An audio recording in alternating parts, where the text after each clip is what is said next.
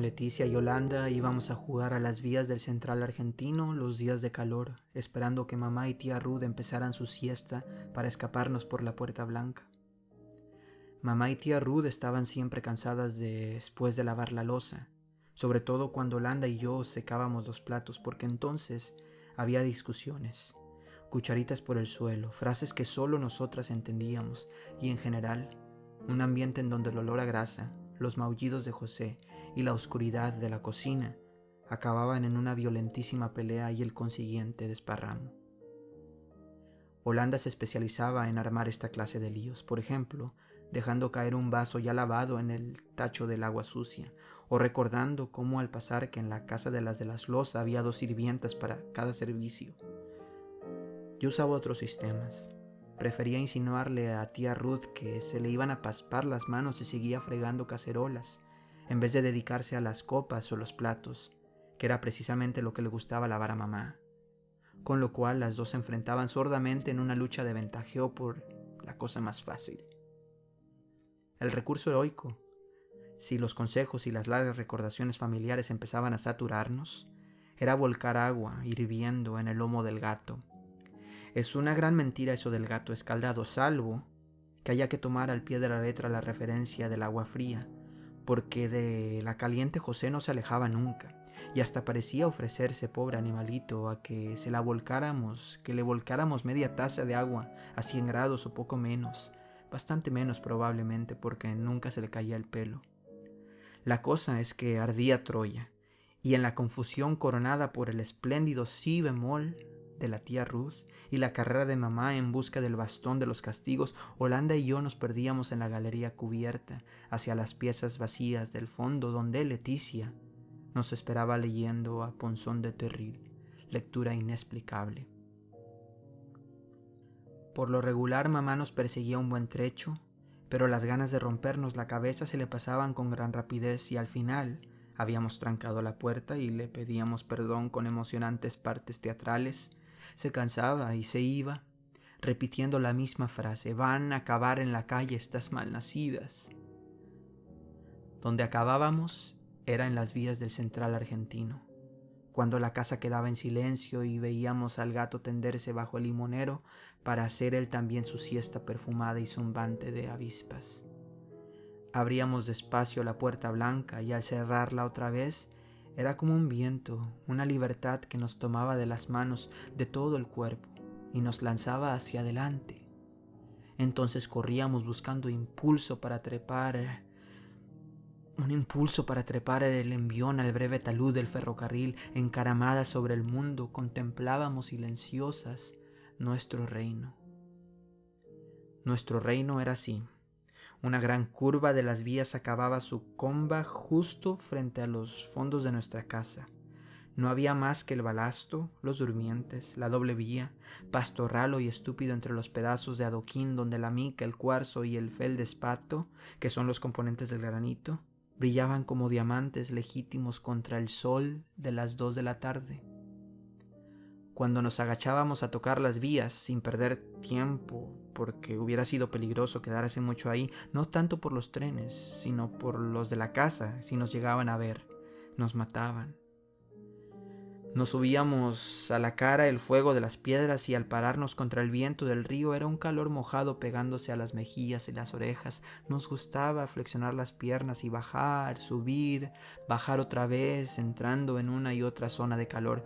Estudiábamos las caras para apreciar la transpiración, con lo cual al rato éramos una sopa. Y siempre calladas, mirándonos al fondo de las vías o el río, mirando a todos lados, el río del otro lado, el pedacito del río color café con leche. Después de esta primera inspección del reino, bajábamos el talud y nos metíamos en la mala sombra de los sauces pegados a la tapia de nuestra casa, donde se abría la puerta blanca. Allí estaba la capital del reino, la ciudad silvestre y la central de nuestro juego. La primera en iniciar el juego era Leticia, la más feliz de las 3 y la más privilegiada. Leticia no tenía que secar los platos ni hacer las camas, podía pasarse el día leyendo o pegando figuritas, y de noche la dejaban quedarse hasta más tarde si lo pedía. Aparte, la pieza era solamente para ella. El caldo de hueso y toda esa clase de ventajas que tenía Leticia. Poco a poco se había ido aprovechando de esos privilegios y desde el verano anterior dirigía el juego. Yo creo que en realidad dirigía el reino. Por lo menos se adelantaba a decir las cosas y Yolanda y yo aceptábamos sin protestar, casi contentas. Es probable que las largas conferencias de mamá sobre cómo debíamos portarnos con Leticia hubiera hecho su efecto, o simplemente que la queríamos bastante y no nos molestaba que fuese ella la jefa. Lástima que no tenía aspecto para jefa. Era la más baja de las tres y tan flaca. Yolanda era flaca y yo nunca pesé más de 50 kilos, pero Leticia era la más flaca de las tres. Y para peor, una de esas flacuras que se ven desde fuera, en el pescuezo y las orejas.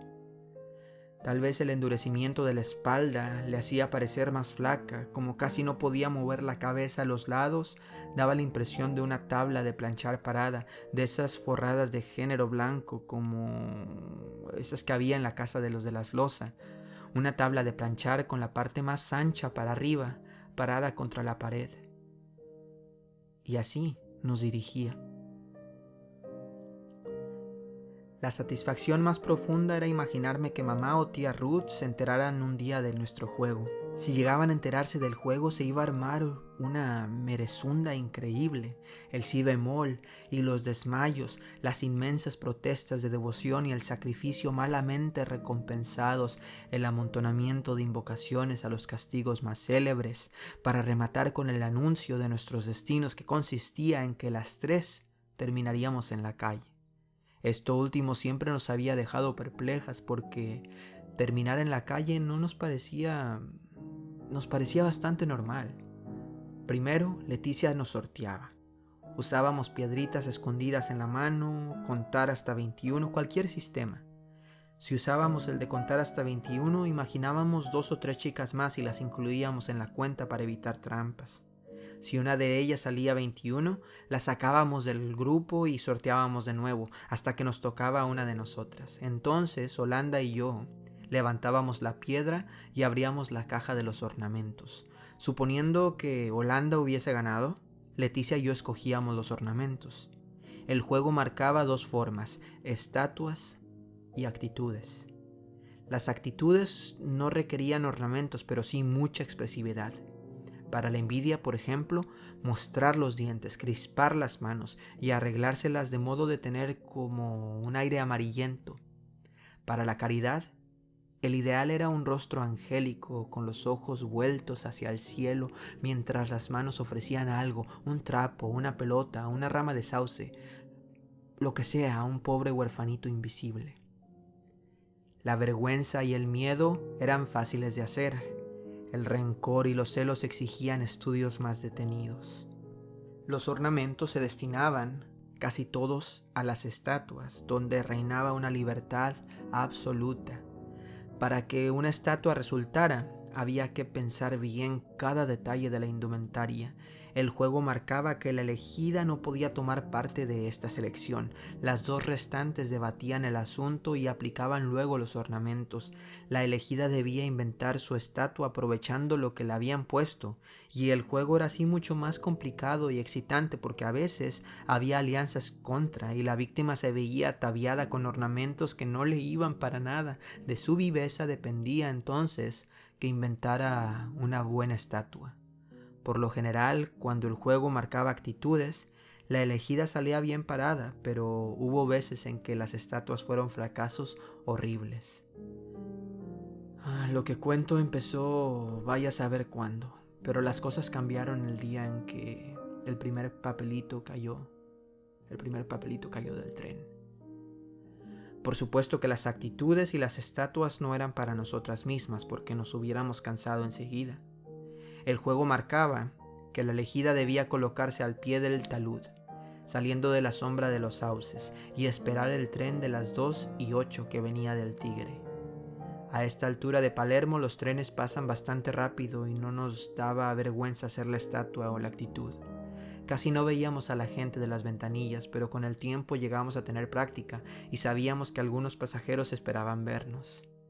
Un señor de pelo blanco y anteojos de carey sacaba la cabeza por la ventanilla y saludaba a la estatua o a la actitud con el pañuelo. Los chicos que volvían del colegio sentados en los estribos gritaban cosas al pasar, pero algunos se quedaban serios mirándonos.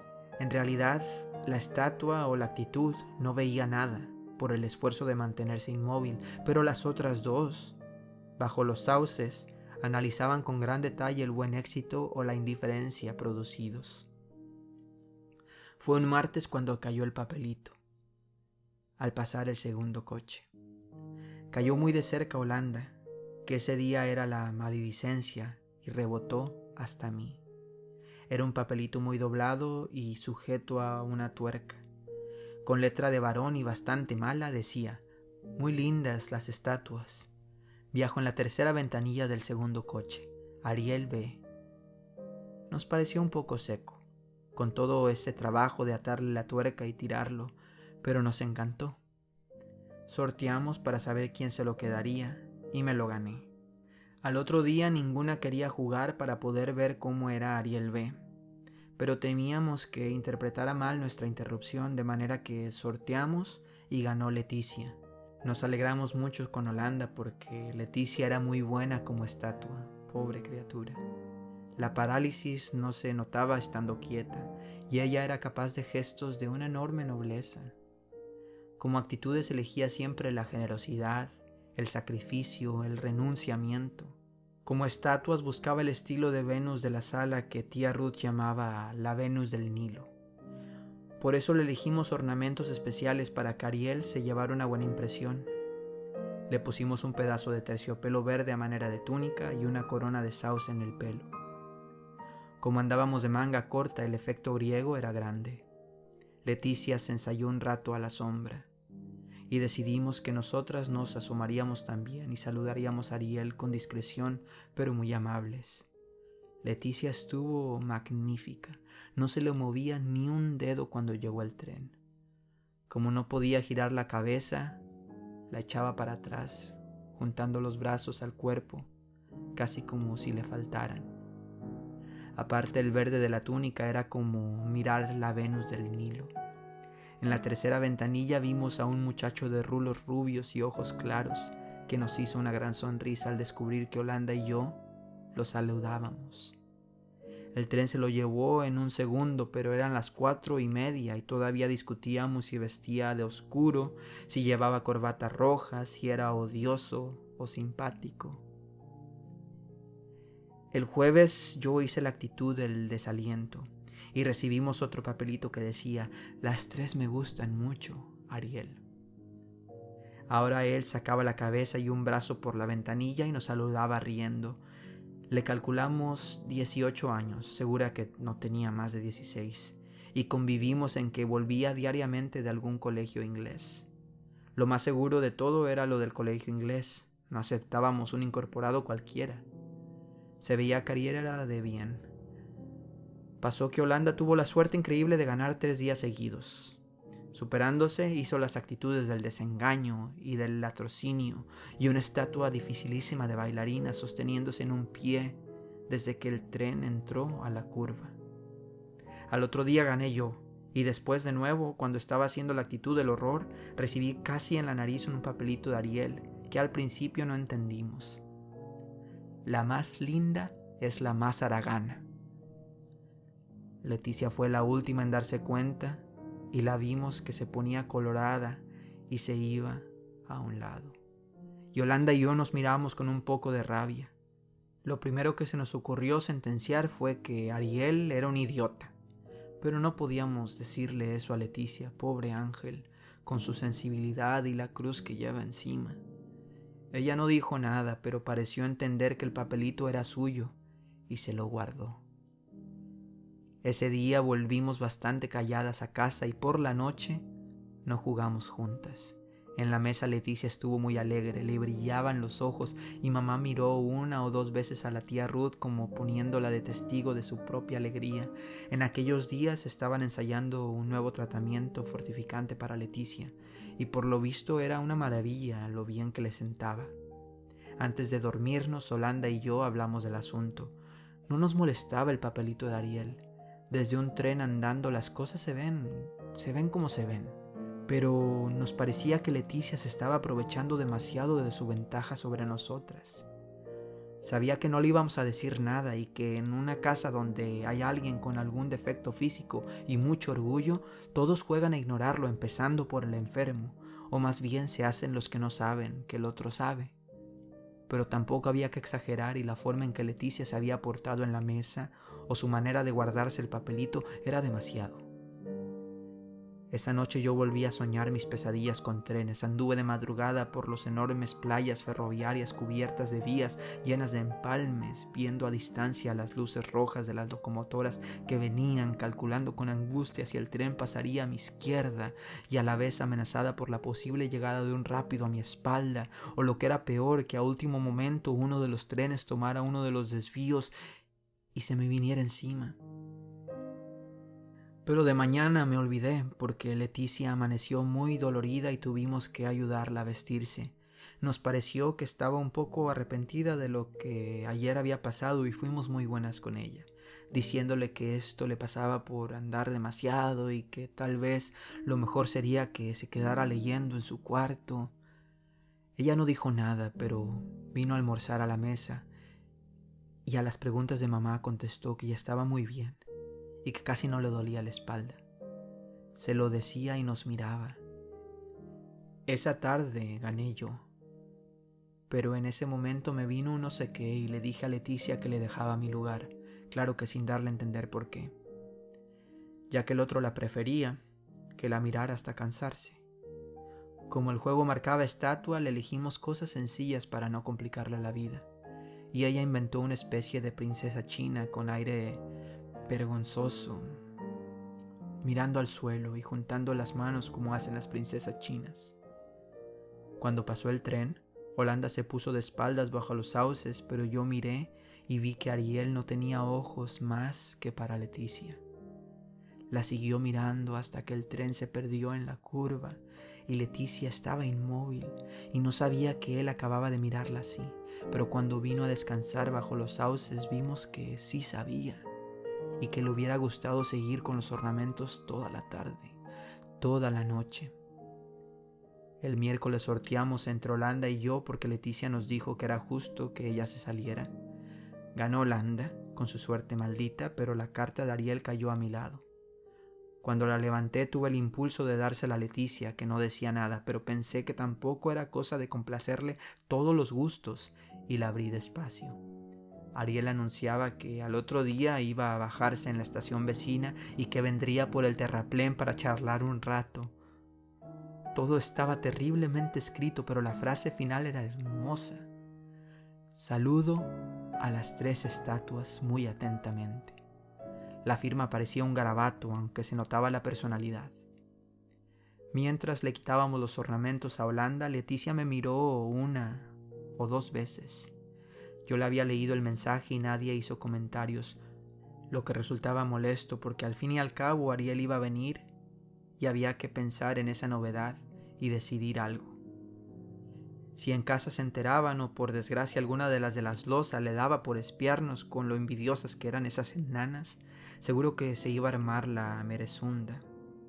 Además que era muy raro quedarnos calladas con una cosa así, sin mirarnos casi mientras guardábamos los ornamentos y volvíamos por la puerta blanca. La tía Ruth nos pidió a Holanda y a mí que bañáramos a José. Se llevó a Leticia para hacerle el tratamiento y por fin pudimos desahogarnos tranquilas. Nos parecía maravilloso que viniera Ariel. Nunca habíamos tenido un amigo así. A nuestro primo Tito no lo contábamos, un tilingo que juntaba figuritas y creía en la primera comunión. Estábamos nerviosísimas con la expectativa y José pagó el pato. Pobre ángel. Holanda fue más valiente y sacó el tema de Leticia. Yo no sabía qué pensar. De un lado me parecía horrible que Ariel se enterara, pero también era justo que las cosas se aclararan, porque nadie tiene por qué perjudicarse a causa de otro. Lo que yo hubiera querido es que Leticia no sufriera. Bastante cruz tenía encima, y ahora con el nuevo tratamiento y tantas cosas. A la noche mamá se extrañó de vernos tan calladas y dijo qué milagro, y si nos había comido la lengua los ratones. Después miró a la tía Ruth y las dos pensaron, seguro que nosotras habíamos hecho alguna gorda y que nos remordía la conciencia, por eso estábamos tan calladas. Leticia comió un poco y dijo que estaba dolorida, que la dejaran ir a su cuarto a leer Rocambole. Holanda le dio el brazo aunque ella no quería mucho y me puse a tejer, que es una cosa que me viene cuando estoy nerviosa. 2 veces pensé ir al cuarto de Leticia. No me explicaba qué hacían esas dos ahí solas, pero Holanda volvió con aire de gran importancia y se quedó a mi lado sin hablar hasta que mamá y tía Ruth levantaron la mesa. Ella no va a ir mañana. Escribió una carta y dijo que si él pregunta mucho, que se la diéramos. Entornando el bolsillo de la blusa, me hizo ver un sobre violeta. Después nos llamaron para sacar los platos y esa noche nos dormimos casi enseguida por todas las emociones y el cansancio de bañar a José. Al otro día me tocó a mí salir de compras al mercado y en toda la mañana no vi a Leticia, que seguía en su cuarto. Antes que llamaran a la mesa entré un momento y la encontré al lado de la ventana con muchas almohadas y el tomo 9 de Rocambole. Se veía que estaba mal, pero se puso a reír y me contó de una abeja que no encontraba la salida y de un sueño cómico que había tenido. Yo le dije que era una lástima que no fuera a venir a los sauces, pero me parecía tan difícil decírselo bien. Si querés, podemos explicarle a Ariel que estabas descompuesta, le propuse, pero ella decía que no y se quedaba callada. Yo insistí un poco en que viniera y al final me animé y le dije que no tuviese miedo, poniéndose como ejemplo que el verdadero cariño no conoce barreras y otras ideas preciosas que habíamos aprendido en el tesoro de la juventud. Pero era cada vez más difícil decirle nada porque ella miraba a la ventana y parecía como si fuera a ponerse a llorar. Al final me fui diciendo que mamá me precisaba. El almuerzo duró días y Holanda se ganó un sopapo de tía Ruth por salpicar el mantel con tuco. Ni me acuerdo de cómo secábamos los platos. De repente estábamos en los sauces y las dos nos abrazábamos llenas de felicidad y nada celosas unas de otras. Holanda me explicó todo lo que teníamos que decir sobre nuestros estudios para que Ariel se llevara una buena impresión, porque los del secundario desprecian a las chicas que no han hecho más que la primaria y solamente estudian corte y repujado al aceite. Cuando pasó el tren de las 2:08, Ariel sacó los brazos con entusiasmo y con nuestros pañuelos estampados le hicimos señas de bienvenida. Unos 20 minutos después lo vimos llegar por el terraplén y era más alto de lo que pensábamos y todo de gris. Bien, no me acuerdo de lo que hablábamos al principio. Él era bastante tímido a pesar de haber venido y los papelitos, y decía cosas muy pensadas. Casi enseguida nos elogió mucho las estatuas y las actitudes y preguntó cómo nos llamábamos y por qué faltaba la tercera. Holanda explicó que Leticia no había podido venir y él dijo que era una lástima y que Leticia le parecía un hombre precioso. Después nos contó cosas del industrial, que por desgracia no era colegio inglés, y quiso saber si le mostraríamos los ornamentos. Holanda levantó la piedra y le hicimos ver las cosas. A él le parecían interesantes y varias veces tomó alguno de los ornamentos y dijo: este lo llevaba Leticia un día, o este fue para la estatua oriental, con lo que quería decir la princesa china. Nos sentamos a la sombra de un sauce y él estaba contento pero distraído. Se veía que solo se quedaba de bien educado. Holanda me miró 2 o 3 veces cuando la conversación decaía, y eso nos hizo mucho mal a las dos. Nos dio deseos de irnos o que Ariel no hubiese venido nunca. Él preguntó otra vez si Leticia estaba enferma, y Holanda me miró, y yo creí que iba a decirle, pero en cambio contestó que Leticia no había podido venir. Con una ramita Ariel dibujaba cuerpos geométricos en la tierra, y de cuando en cuando miraba la puerta blanca y nosotras sabíamos lo que estaba pensando. Por eso Holanda hizo bien en sacar el sobre violeta y alcanzárselo. Él se quedó sorprendido con el sobre en la mano. Después se supo muy colorado mientras le explicábamos que eso se lo mandaba Leticia. Se guardó la carta en el bolsillo de adentro del saco sin querer leerla delante de nosotras. Casi enseguida dijo que había tenido un gran placer y que estaba encantado de haber venido, pero su mano era blanda y antipática, de modo que fue mejor que la visita se acabara. aunque más tarde no hicimos más que pensar en sus ojos grises y en esa manera triste que tenía de sonreír. También nos acordamos de cómo nos había despedido diciendo «hasta siempre», una forma que nunca habíamos oído en casa y que nos pareció tan divina y poética. Todo se lo contamos a Leticia, que estaba esperando bajo del limonero del patio, y yo hubiese querido preguntarle qué decía su carta, pero me dio no sé qué, porque ella había cerrado el sobre antes de confiárselo a Holanda. Así que no le dije nada y solamente le contamos cómo era Ariel y cuántas veces había preguntado por ella. Esto no era nada fácil de decírselo porque era una cosa linda y mala a la vez. Nos dábamos cuenta que Leticia se sentía muy feliz y al mismo tiempo estaba casi llorando, hasta que nos fuimos diciendo que tía Ruth nos precisaba y la dejamos mirando a las avispas del limonero. Cuando íbamos a dormirnos esa noche, Holanda me dijo: «Vas a ver que mañana se acaba el juego». Pero se equivocaba, aunque no por mucho. Y al otro día Leticia nos hizo la seña convenida en el momento del postre. Nos fuimos a lavar la loza bastante asombradas y con un poco de rabia porque eso era una desvergüenza de Leticia y no estaba bien. Ella nos esperaba en la puerta y casi nos morimos de miedo cuando al llegar de los sauces vimos que sacaba del bolsillo el collar de perlas de mamá y todos los anillos, hasta el grande con el rubí de la tía Ruth. Si las de loza espiaban y nos veían con alhajas, seguro que mamá iba a saberlo enseguida y nos mataría, enanas asquerosas. Pero Leticia no estaba asustada y dijo que si algo sucedía era ella única la responsable. «Quisiera que me dejaran hoy a mí», agregó sin mirarnos.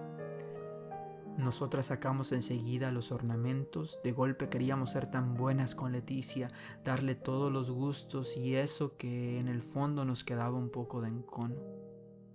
Como el juego marcaba estatua, le elegimos cosas preciosas que iban bien con las alhajas, muchas plumas de pavo real para sujetar el pelo, una piel que de lejos parecía de un zorro plateado y un velo rosa que ella se puso como un turbante.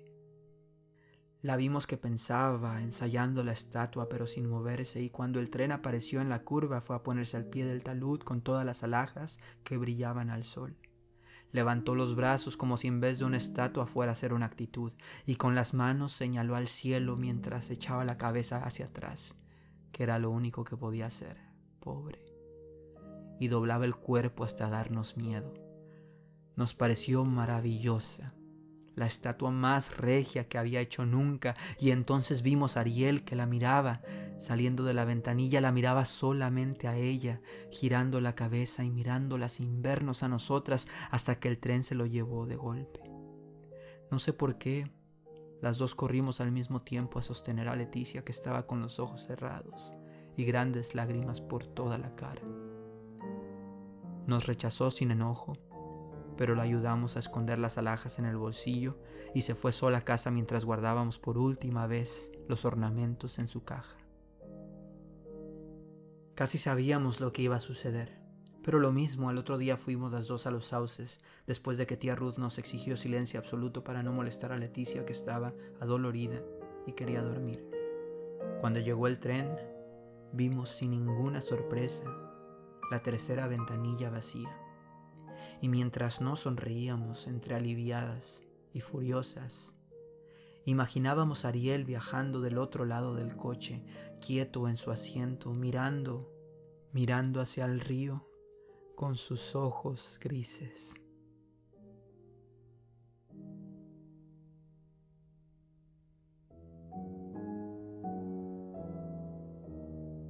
Acabamos de escuchar Final del Juego, título que da nombre al segundo libro de cuentos escrito por el maestro Julio Cortázar y publicado en 1956.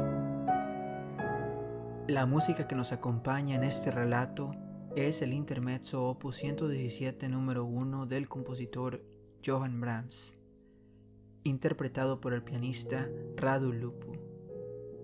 En la pintura vemos Mujer llorando oro, por Gustavo Klimt. El cuento para llevar les desea el mejor de los inicios en este próximo año 2021. Con este cuento cerramos el ciclo del 2020, un año que no ha sido nada fácil, pero que todos nosotros hemos hecho trabajar por lo que estoy completamente seguro de que vamos a salir muy pronto de esto. La mejor de las esperanzas. Gracias por escuchar El Cuento para Llevar.